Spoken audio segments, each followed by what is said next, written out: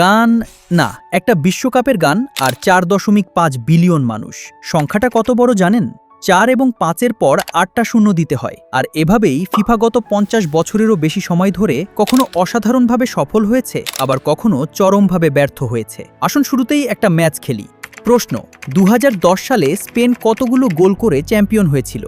বলতে পারছেন না? ১-০তে যে পিছিয়ে গেলেন।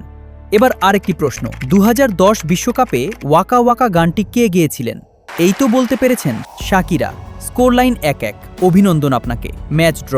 এখনকার মতো খেলা শেষ করছি, কিন্তু একটা জিনিস কি লক্ষ্য করেছেন? আপনি ফুটবল ভুলে গেছেন, কিন্তু ফুটবলের গান ভুলে যাননি। প্রতি ৪ বছর পর পর আসে বিশ্বকাপ। এ সময় মাঠে, ঘাটে, বাসার ছাদে, চায়ের দোকানে দুইটা জিনিস কমন থাকে। এক হলো পতাকা, আর দুই হলো বিশ্বকাপের গান। আজকে পতাকা নিয়ে কোনো কথা হবে না, কথা হবে গান নিয়ে। আসলে ফিফা বিশ্বকাপের থিম সংগুলো কোনো সাধারণ গান নয়, এগুলো এক একটা জাদুকরী টাইম মেশিন।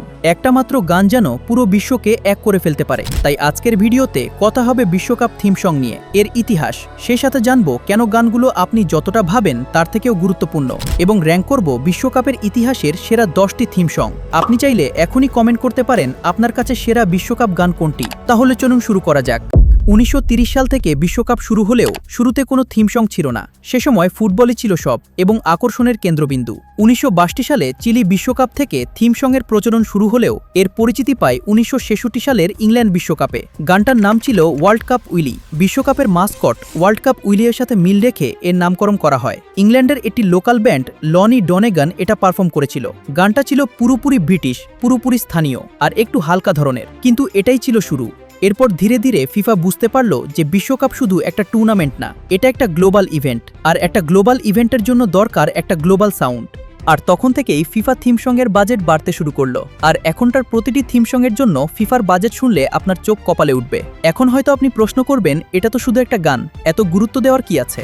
আছে, গুরুত্ব আছে। নিউরোসায়েন্স বলে যে মিউজিক এবং স্মৃতি মস্তিষ্কে একসাথে সংরক্ষিত হয়।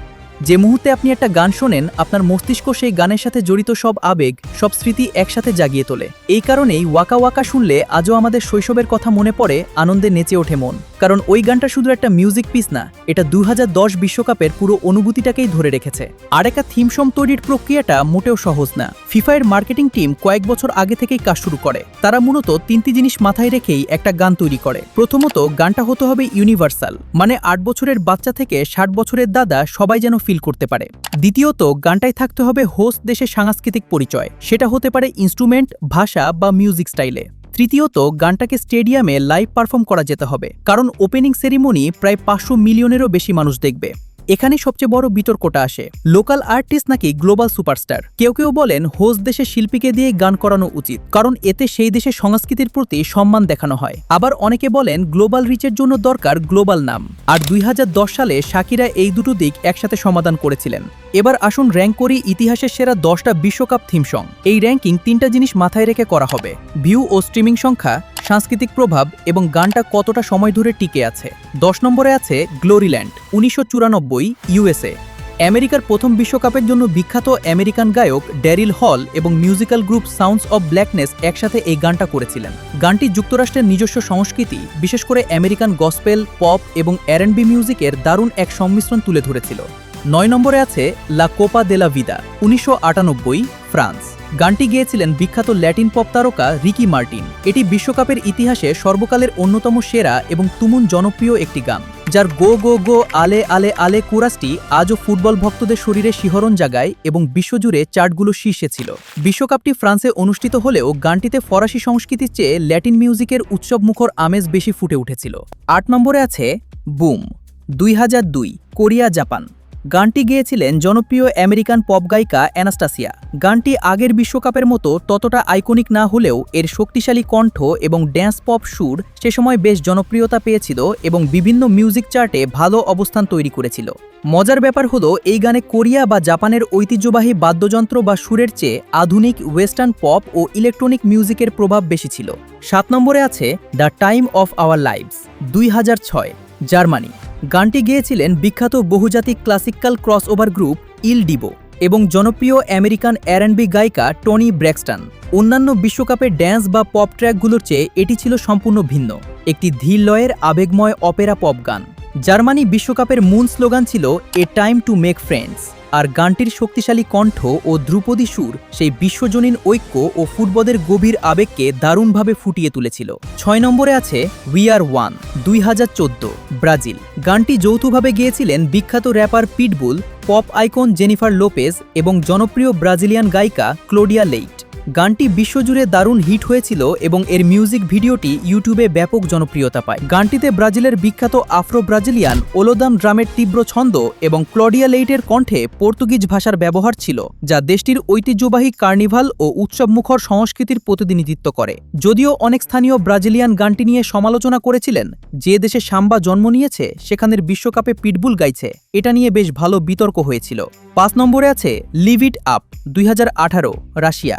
গানটি গেয়েছিলেন পুয়ের্তো রিকান গায়ক নিকি জ্যাম, বিখ্যাত আমেরিকান অভিনেতা ও র্যাপার উইল স্মিথ এবং কসোভোর গায়িকা এরাই স্ট্রেফি। গানটি বিশ্বজুড়ে মোটামুটি জনপ্রিয়তা পেলেও দ্য কাপ অফ লাইফ বা ওয়াকা ওয়াকায়ের মতো ফুটবল ভক্তদের মনে স্থায়ী জায়গা করে নিতে খুব একটা সফল হয়নি।